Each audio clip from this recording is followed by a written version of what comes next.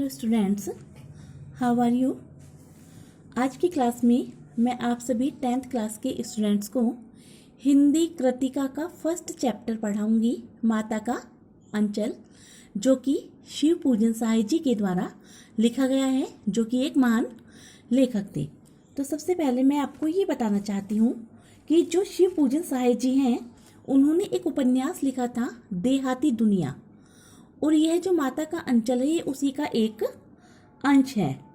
और इस अंश में उन्होंने ग्रामीण जीवन का चित्रण बड़े ही सुंदर और अद्भुत तरीके से किया है। और ये बात भी ध्यान रखनी है कि उन्होंने ग्रामीण जीवन का जो चित्रण किया है वो उन्होंने ग्रामीण जनता की भाषा में ही किया है। लेखक का मानना है कि यदि कोई ठेठ से ठेठ देहाती या अनपढ़ व्यक्ति भी इसको पढ़े या समझे या उसको सुनाया जाए तो वो इसको आसानी से समझ जाएगा। अब मैं आपको ये पार्ट लेंथी है, मैं वर्ड टू वर्ड नहीं पढ़ाऊंगी, आप इसको एक बार इसकी रीडिंग कर लीजिएगा। लेकिन मैं आपको इसकी जो समरी बता रही हूँ वो इतने क्लियर तरीके से बता रही हूँ कि आपको ये चैप्टर पूरा का पूरा एज ए मिरर समझ में आ जाएगा। इस पाठ में एक छोटे बच्चे के बारे में बताया गया है जिसका नाम भोलानाथ है, और भोलानाथ अपनी माता और पिता से असीम प्रेम करता है। यानी कि ये तो एक नेचुरल बात है कि बच्चे को अपने माता पिता से प्रेम होगा, लेकिन भोलानाथ को अपने पिता से विशेष लगाव है। वो हमेशा अपने पिताजी को बाबूजी और अपनी माँ को मैया कहता है। लेकिन बात फिर भी वही है, ये रिपीट कर रही हूँ कि भोलानाथ को अपने पिता से विशेष लगाव है। माता के साथ उसका रिश्ता केवल खाने पीने तक का ही सीमित है। यानी कि ये एक स्वाभाविक प्रवृत्ति है कि जब बच्चों को भूख लगती है या प्यास लगती है तो वो दौड़कर अपनी माता के पास ही जाते हैं। लेकिन जो भोलानाथ हैं वो हमेशा, उनका जो अधिक समय है वो अपने पिता के साथ ही बीतता है। वह पिता के साथ ही सुबह को उठा करते हैं, पिता के साथ ही सोया करते हैं, पिता के साथ ही वो पूजा किया करते हैं, और पिता के साथ ही वो नदी पर मछलियों को चारा खिलाने भी जाया करते हैं।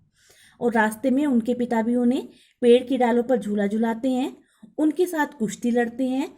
यहाँ तक कि उसके पिता भोलानाथ के हर खेल में शामिल होते हैं। कभी कभी दोनों एक दूसरे के साथ भोजन भी करते हैं। भोलानाथ को अपने पिता से बहुत ही अधिक प्रेम है। लेकिन एक बात और है कि जब भी, अभी मैंने रिपीट की थी, जब भी भोलानाथ को भूख लगती है तभी वह दौड़कर अपनी माता के पास जाते हैं, और माता भी अपने पुत्र को बहुत अधिक प्रेम करती है।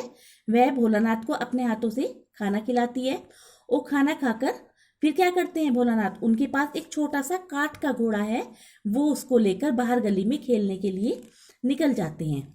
अब भोलानाथ पाठशाला भी जाता है, और वहां से आते वक्त अपने मित्रों दोस्तों के साथ जब आता है, घर लौटता है, तो बीच में सभी मित्र आपस में शरारत करते हैं, खेलते हुए वापस आते हैं। एक बार क्या होता है कि वो अपने मित्रों के साथ जब खेलने के लिए जा रहा था तो वो एक टीले पर पहुंच जाते हैं सभी मित्र।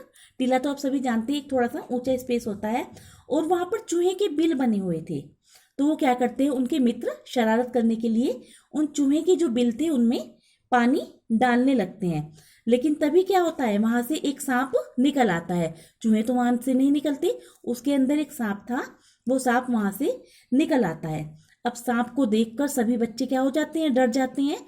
छोटे छोटे बच्चे थे, वो रोते हुए चिल्लाते हुए सबके सब पूरी तेज अपने घर भागते हैं, और इतनी तेज भागते हैं डर कर कि कोई गिर जाता है, किसी के सिर में चोट लग जाती है, किसी के हाथ में, किसी के पैर में चोट लग जाती है। भोलानाथ भी कई जगह उनको भी खून निकल जाता है, लहूलुहान हो जाते हैं, और भागते भागते वो अपने घर आ जाते हैं। घर में बैठक से होकर, उनका अंदर माता का कमरा था, तो बैठक से होकर जब जाते हैं तो वहां उनके पिताजी बैठकर हुक्का पी रहे थे।